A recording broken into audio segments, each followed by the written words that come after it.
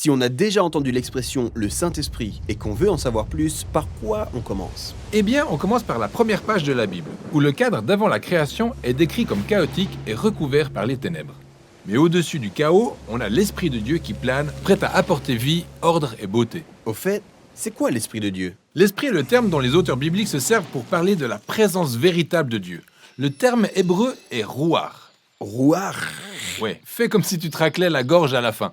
Mais qu'est-ce que c'est en fait? Eh bien, rouar peut signifier beaucoup de choses, mais ce qui les relie toutes, c'est l'énergie. L'énergie? Comment ça? Il y a une énergie invisible qui déplace les nuages ou qui secoue les branches des arbres. Oui, en effet, le vent. C'est bien ce qu'on appelle rouar en hébreu. D'accord. Maintenant, prends un grand souffle. Tu le ressens en toi, là? Ouais, l'air. Je parle plus précisément de l'énergie. Cette vitalité que tu reçois en prenant cette bouffée d'air, ça s'appelle aussi rouar. C'est le même mot utilisé dans la Bible pour décrire la véritable présence de Dieu. Autant le vent et le souffle sont invisibles, autant l'Esprit de Dieu l'est. Le vent est puissant, tout comme le Saint-Esprit. Et comme le souffle qui nous maintient en vie, le Saint-Esprit maintient toute forme de vie.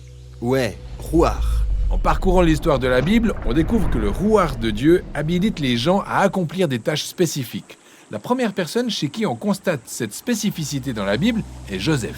L'Esprit de Dieu lui donne la capacité de comprendre et d'interpréter des rêves. Ensuite, c'est un certain Betsalel, un artiste, qui en est investi. L'Esprit de Dieu le remplit de sagesse et d'autres aptitudes. Il est notamment doté d'un génie créatif pour réaliser de magnifiques œuvres dans le tabernacle. On voit aussi le rouar de Dieu habiliter une catégorie de personnes appelées les prophètes. Il leur donne la capacité de saisir l'ensemble du contexte historique de chaque événement selon la pensée de Dieu. Tout à fait. Et voici la lecture que font les prophètes de la situation du monde. Le rouar de Dieu a créé un monde vraiment magnifique. Mais en cédant au mal, les humains ont sombré dans l'injustice qui a engendré le chaos dans ce monde. Une nouvelle forme de chaos en somme. Exactement. Les prophètes ont déclaré que le Saint-Esprit viendrait comme dans Genèse 1, sauf que cette fois, il transformerait le cœur de l'homme pour l'habiliter à véritablement aimer Dieu et les autres. Comment se traduira ce nouvel acte de l'Esprit de Dieu? Eh bien, des siècles se sont écoulés et on découvre la personne de Jésus. Alors qu'il se fait baptiser dans les eaux du Jourdain, juste avant de débuter sa mission, on assiste à une scène extraordinaire. Le ciel s'ouvre et l'Esprit de Dieu descend sur lui sous la forme d'un oiseau. L'histoire raconte en fait que l'Esprit de Dieu l'a habilité à initier la nouvelle création. Et c'est ce qui se matérialise quand on le voit guérir les gens ou pardonner leurs péchés. Il insuffle la vie là où la mort régnait autrefois.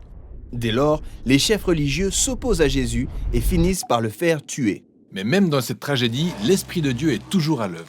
Les tout premiers disciples de Jésus, qui l'ont vu ressusciter, ont témoigné que c'est bien l'Esprit vivifiant de Dieu qui l'avait relevé d'entre les morts. Initiant ainsi la nouvelle création. En effet, ce processus est toujours en cours. Quand Jésus est apparu à ses plus proches disciples, il a soufflé sur eux en disant « Recevez le Saint-Esprit ».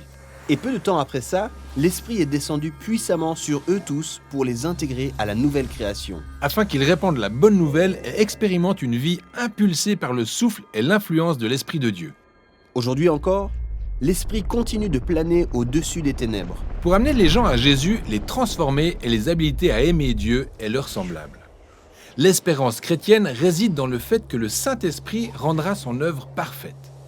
L'histoire de la Bible s'achève sur une vision d'une humanité nouvelle, vivant dans un monde nouveau totalement imprégné par l'amour et l'esprit vivifiant de Dieu.